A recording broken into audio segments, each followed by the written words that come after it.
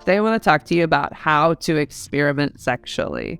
So a lot of couples, you might do something where maybe you'll buy a sex toy, but then you never use it, for example, or you talk about doing something, but then it never happens. And so a lot of my couples ask me, how do you actually experiment? What do you do to actually make these things happen? And there's actually a process I want to share with you for how couples experiment.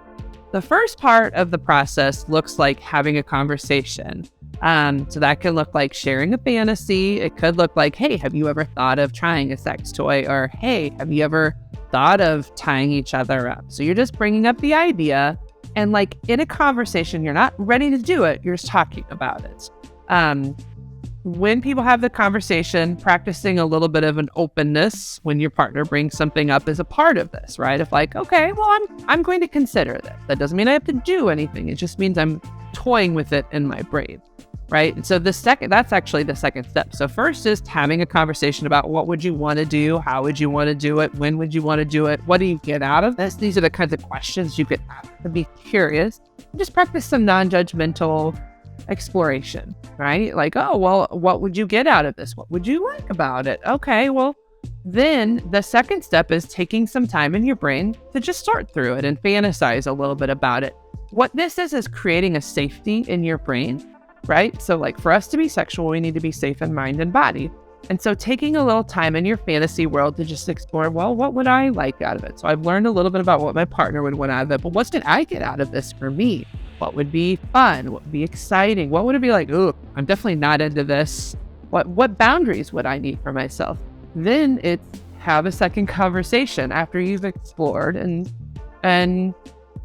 thought about what you could get out of it for yourself. And in that second conversation, that might be more of a planning conversation with your partner where you actually say, I've been thinking about this.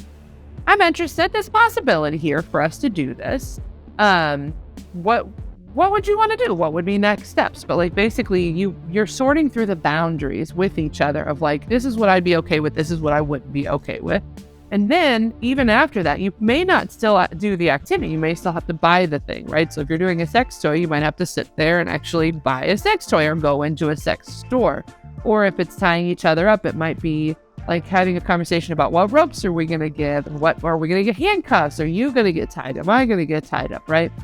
And so then that next phase is actually getting the activities and then having them close by, like putting them maybe somewhere by your bed.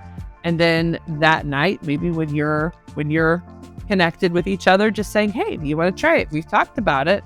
But basically, that's the process, right? So it's having a few conversations, giving yourself a space to see what you can get out of it for yourself, and then actually planning and acting on the activity.